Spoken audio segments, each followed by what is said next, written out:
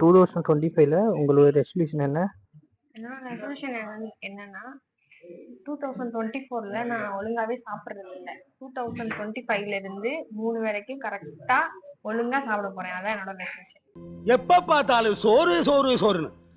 என் new year resolution வந்து ஜிம்முக்கு போயிட்டு நல்லா ஒர்க் அவுட் பண்ணிட்டு ஃபிட் அண்ட் ஹெல்தியாக இருக்கும். 24ல இதே ரெசல்யூஷன் தானே எடுத்தீங்க, பண்ணீங்களா? எடுத்தேன், பட் ஆனால் பண்ணல. என்னோட ரெசல்யூஷன் வந்து மணி மேனேஜ் பண்ண தெரியாது எனக்கு.